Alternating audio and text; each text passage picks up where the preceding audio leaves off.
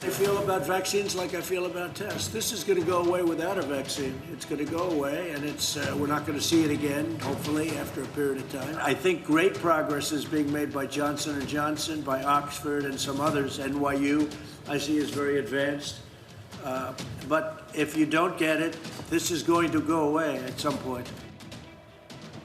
President Trump bucking the conventional wisdom on Friday. Most experts agree that we can't get fully back to business without a more effective treatments and a vaccine.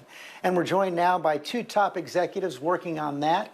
The Chief Science Officer for Johnson & Johnson, Dr. Paul Stoffels, and Dr. George Yancopoulos, the co-founder, president, and Chief Science Officer of REGENERON. Thank you both for joining us this morning. And Dr. Stoffels, let me begin with you. Will this pass without a vaccine, and where do things stand with what you're working on right now?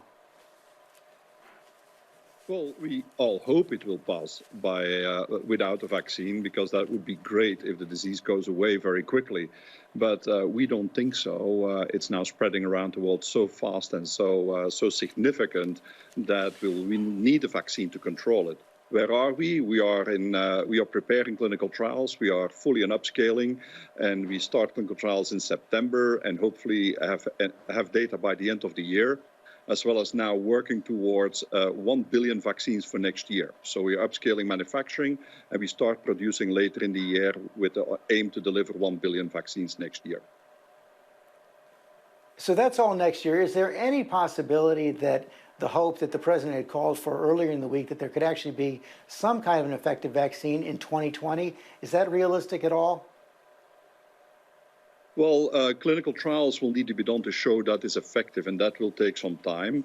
We will have some vaccine available this year, but it will depend on the authorities, the FDA and others, to decide whether it can be used earlier before clear efficacy data are available. Dr. Yancopoulos, you're working at REGENERON on an antibody cocktail to both treat and prevent COVID. Where do things stand with that combination right now? Well, we're on track to go into clinical trials in about a month, in June. And if all goes well, it's possible that within a month or two after that, that we would actually have data that our antibody cocktail could be an important stopgap until we get an effective and safe vaccine, that it could actually prevent disease in people who are not yet infected, and even treat people who are actually at early or even the late stages of the disease. And it might be possible that if all goes well, hundreds of thousands of doses of this could be available by the end of the summer. Can you explain a little bit about how that works? How can you prevent something that's not a vaccine actually prevent the transmission or prevent it from taking hold? What a vaccine does, as we all know, is it generates immunity in the person who gets the vaccine. What is that immunity? Those are antibodies against the virus that bind and kill the virus. What we've developed is technologies that allow us to make exactly these antibodies that the body makes in response to the vaccine. We make them outside of the body, we scale them up in bioreactors, and then we inject them into people. And immediately it's as if they've been vaccinated. It's called a passive vaccine because it doesn't depend on the body having to make the response itself. So it can actually work much faster than a regular vaccine. And it can also work in settings of treatments where you're already infected, where vaccines are not effective. Of course, vaccines can provide permanent immunity to much larger numbers of people. This is why we need all of these efforts. We need the sort of efforts that J&J and others are doing, and we need the sort of efforts that we're doing that can provide these immediate sources of both prevention and treatment that can have an impact until we get the vaccine. And Dr. Stoffels, as you all are working on this vaccine, how do you also solve, assuming you come up with something that is effective, something that is safe, how do you solve the problem of getting it out on a large scale around the world at an affordable price? Well, we have a very effective manufacturing procedure where we can produce up to 300 million out of a 2,000-liter vessel. And so we are now multiplying those manufacturing sites we will have 4 or 5 available in the course of the year where we can start producing from.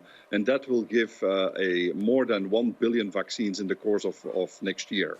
It's the science technology which we have, the platform, which allows to go that fast, and in those quantities. What's also important is that the vaccine is stable, that you can transport it around the world at 2 to 8 Celsius in order to make sure everybody can get access. From north to south, east to west, the entire world probably will need a vaccine, and that's what we are working on. Dr. Yancopoulos, we only have a little bit of time left, but how do you assure, as we're trying to rush this all to market, that it's done in the safest manner possible? I think the most important thing that you already heard from Dr. Stoffels is that we have a strong and powerful set of technologies throughout the ecosystem in basic research and in industry that allows us to fight these battles when they appear. And so we have to be ready, and we have to make enormous investments as a society, both in the NIH, we have to up our game there, but also to support, to have such a robust set of industries and companies that can come forward and try to fight this epidemic when it occurs. And being ready means making those sorts of investments beforehand.